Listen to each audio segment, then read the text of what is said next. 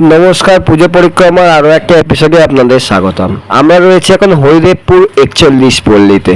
আর এখানে কিন্তু মণ্ডপের প্রায় সমস্ত অংশই মুভ করছে, অর্থাৎ বেশ খুব সুন্দরভাবে এটাকে উপস্থাপন করা হচ্ছে, যেখানে ঘুরতে থাকছে মণ্ডপের অংশগুলো।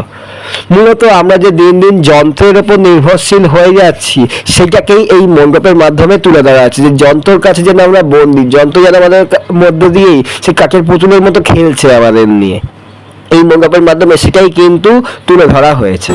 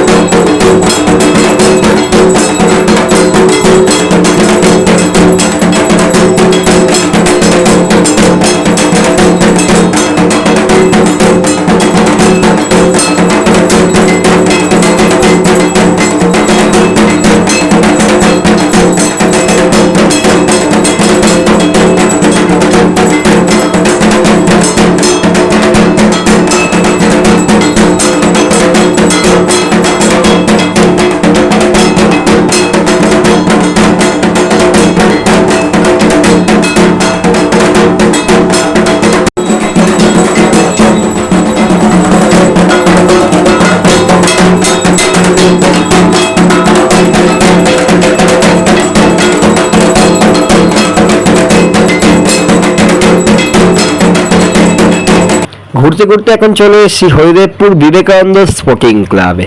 এখানে কিন্তু স্বর্ণযুগের গানেদের যে শিল্পীরা ছিলেন, অর্থাৎ কিশোর কুমার, আশা ভোসলে কিংবা লতা মঙ্গেশকর, হেমন্ত মুখোপাধ্যায়ের মতন সমস্ত শিল্পীদের কিন্তু একটি শ্রদ্ধার্ঘ্য নিবেদন করা হয়েছে এই মণ্ডপের মাধ্যমে।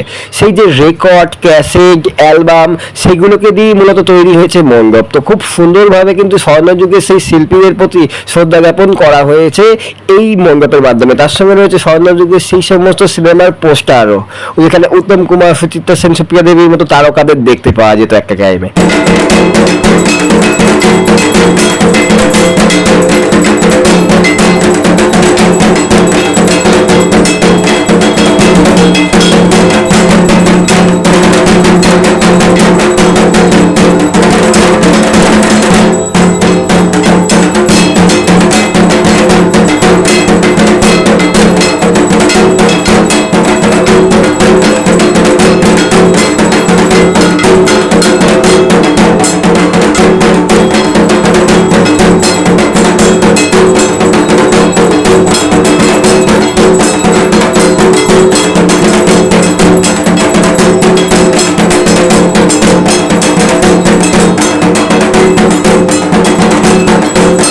এখন আমরা রয়েছি অজেয় সংহতির পুজোতে। হরিদেবপুরের মূলত যে পুজোগুলি খুব নাম করেছে বর্তমান দিনে, তার মধ্যে একটি অন্যতম হলো এই অজেয় সংহতি। এই অজেয় সংহতিতে এবার শ্রমজীবী মানুষদের কথা তুলে ধরা হয়েছে।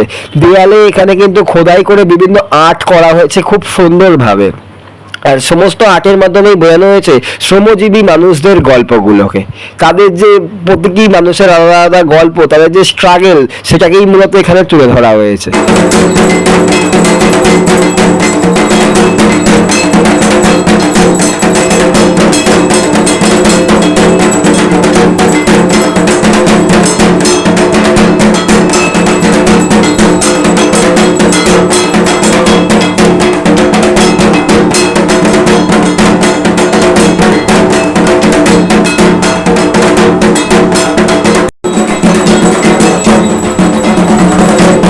আর প্রতিমাটিকে দেখলে মনে হচ্ছে যে রিয়েল কোনো মানুষই বসে আছে, অর্থাৎ খুব সুন্দরভাবে কিন্তু তুলে ধরা হয়েছে এখানে প্রতিমাটিকেও।